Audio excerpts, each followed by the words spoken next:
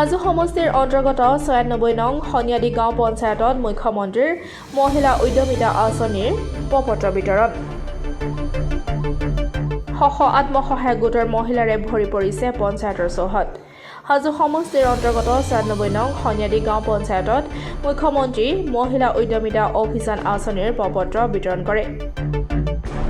হাজো সমষ্টিৰ অন্তৰ্গত ৯৬ নং সনিয়াদি গাঁও পঞ্চায়তৰ অন্তৰ্গত আত্মসহায়ক গোটৰ মহিলাসকলক সম্পূৰ্ণ নিকা পদ্ধতিৰে প্ৰপত্ৰ বিতৰণ কৰা হয় বুলি জানিবলৈ দিয়ে পঞ্চায়ত সভাপতি ৰবিউল হুছেইনে।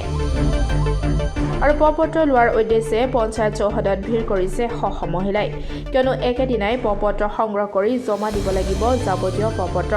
এই আঁচনিৰ জৰিয়তে ৰাজ্যৰ প্ৰতিটো আত্মসহায়ক গোটৰ মহিলাই লাভ কৰিব ১ লাখকৈ টকা। প্ৰপত্ৰ সংগ্ৰহ কৰিবলৈ ওলাই আহিল আত্মসহায়ক গোটৰ মহিলাসকল। আত্মসহায়ক গোটৰ মহিলাসকলক চৰকাৰৰ ফালৰ পৰা ফৰ্ম বিতৰণ কৰা হয়।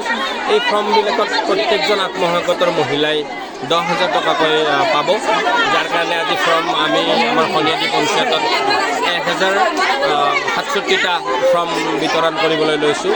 ৰাতিয়ে পুৱাৰে পৰা বহুত ভিৰ হৈছে, সকলো মহিলাখিনি আগুৱাই আহিছে।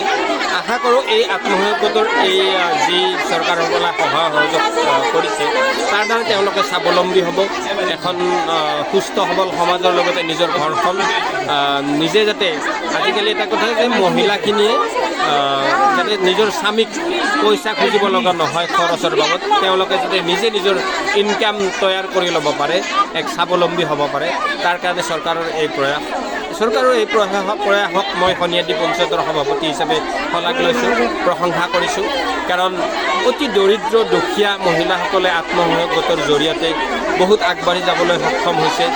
অমৃত কলহৰ পৰাই প্লেণ্টেশ্যন গছপুলি ৰোপণলৈকে মহিলাসকলৰ ভূমিকা যথেষ্ট আগৰণুৱা।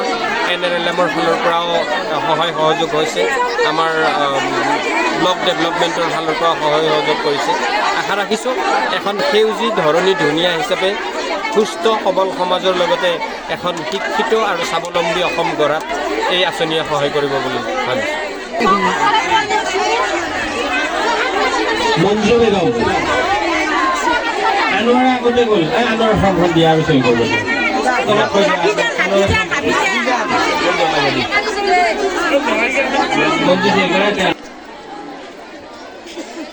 হাজোৰ পৰা অনামিকা কলিতাৰ ৰিপৰ্ট, ডেমক্ৰেটিক আছাম।